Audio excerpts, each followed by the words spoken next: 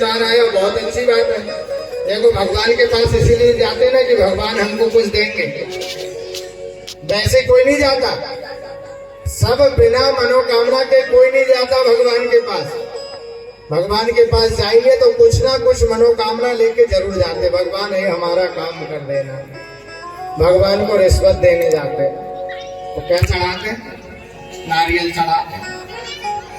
और वो भी नारियल ऐसा नहीं कि भैया पूरा चढ़ा दे वहीं छोड़ के आ जाओ।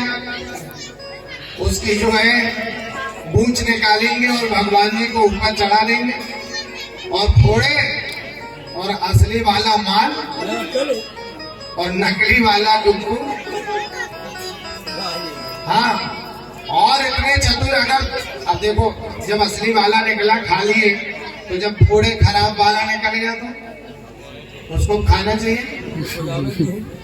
बोले भगवान को भगवान को नहीं खाओ। अरे भैया जब भी कोई भी वस्तु चढ़ाओ तो अच्छी चढ़ाना चाहिए। तो भगवान को अर्पण कर दो ना पूरा। लेकिन इतने चतुर लोग हैं, जाएंगे मीठा का डिब्बा लेके, बोले हम लोग 5 किलो मीठा चढ़ा रहे हैं, और उसमें से निकालेंगे थोड़ा सा और वो भगवान के ऊपर, और बाकी थोड़ा ही गप्पा का खा गया। जबकि चढ़ाने का मतलब ये नहीं, चढ़ाने का मतलब भैया सब कुछ चढ़ा दो, अर्पण कर दो भगवान, ये सब तुम्हारा, अब हमको कुछ नहीं चाहिए। लेकिन ऐसे भाव होते नहीं। जैसे ही सुना कि भगवान गोवर्धन की पूजा करेंगे तो भैया जितना चढ़ाएंगे वो 2 गुना वापस कर देंगे। तो सारे ग्वाल वाल बड़े प्रसन्न हो गए। कहा चल कन्हैया, जब वो 2 गुना देगा ना तो हम तो और ज्यादा लेके जाएंगे। हाँ, अभी भक्त लोग जो भी भगवान को चढ़ाते तो भगवान खाते नहीं, इसलिए कोई सब लोग जाते चढ़ाने। जिस दिन भगवान मांगने लगे ना कि लाओ, तो कोई चढ़ाने वाला नहीं है। भगवान जी जिस दिन बोलने लगे लाओ मैं खाऊंगा, तो उस दिन लगता कोई जाने वाला नहीं।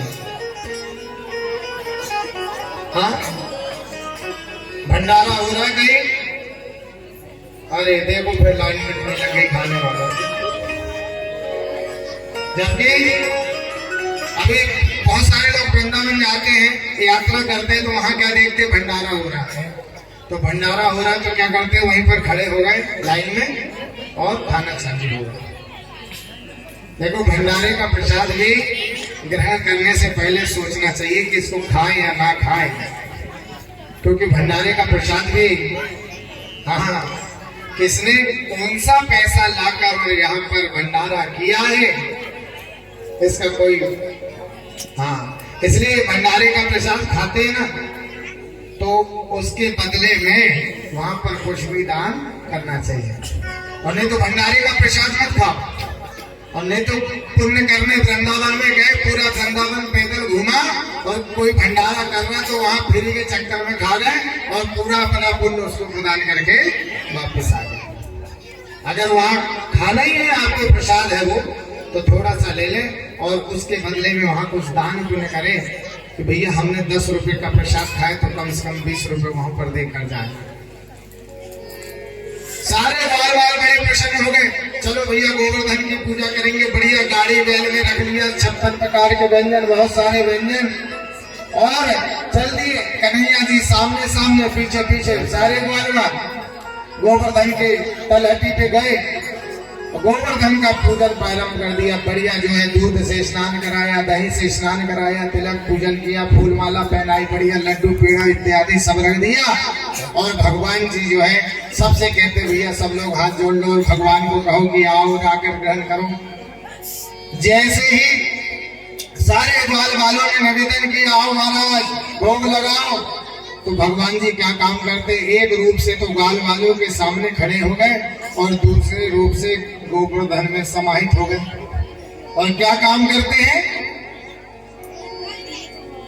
जो मुंह खोला लोग खाना प्रारंभ हो गया।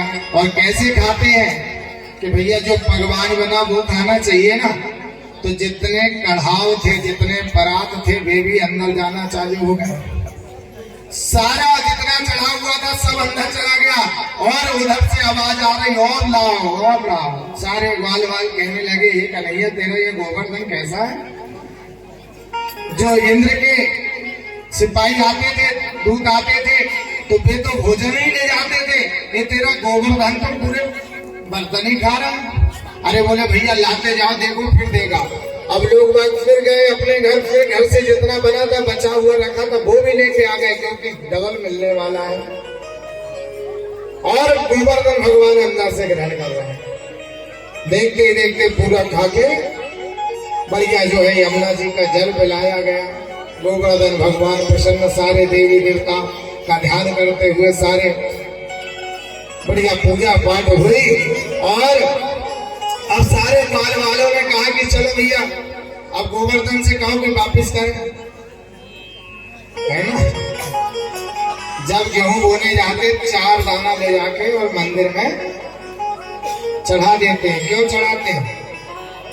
कि 4 दाना के बदले में 40 बोरा। लेकिन एक बात देखने में नहीं मिला, क्योंकि हम भी मंदिर के पुजारी हैं ना, तो जाके देखते हम कभी मंदिर बंद रहता है तो मंदिर में जैसे गए तो देखा कि भैया वहां पे जो है थोड़े से दाना रखे हुए, अगरबत्ती लगी हुई है। लेकिन आज तक ऐसा व्यक्ति नहीं दिखा कि भैया 4 दाना बोने से पहले चढ़ा दिया हो और जब फसल कट गई तो 1 बोरा ले जाके चढ़ा दे वहां मंदिर में।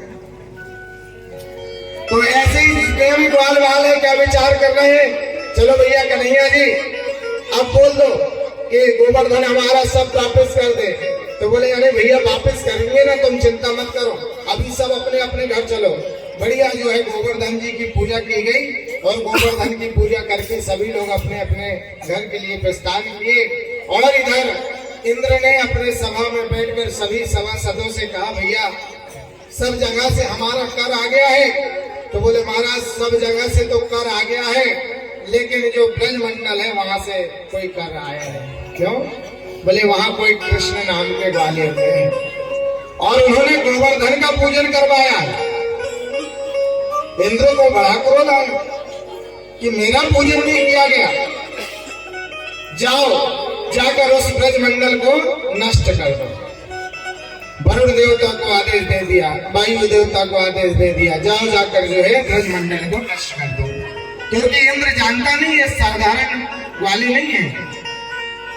देखते ही देखते बारिश प्रारंभ हो गई और जब बारिश प्रारंभ होती तो ऐसी बारिश नहीं होती है। कैसी बारिश होती है? मूसलाधार बारिश होने लगी, जल वृष्टि होने लगी, जोर जोर से हवाएं चलने लगी, तूफान चलने लगा, बिजलियां कड़कने लगी। सारे बाल बाल घबराए और सब अपने अपने घरों से निकलकर कन्हैया जी के घर की ओर भागने लगे। कन्हैया बचा ले, कन्हैया बचा ले। सब भागकर कन्हैया जी के पास गए। अरे कन्हैया तूने क्या करवा दिया? लगता है इंद्र अब हमारे ब्रज को नहीं बचने देगा। वो पूरे ब्रज को तहस, सारे ग्वाल बाल बचाओ बचाओ चिल्ला रहे हैं। ऐसा लग रहा है मानो आज बाढ़ आ जाएगी, पूरा ब्रजमंडल बह जाएगा। कृष्ण जी ने कहा भैया चिंता क्यों करते हो, जिसकी पूजा हमने की है उसी गोवर्धन के पास चलो और वही गोवर्धन हमारी रक्षा करेंगे।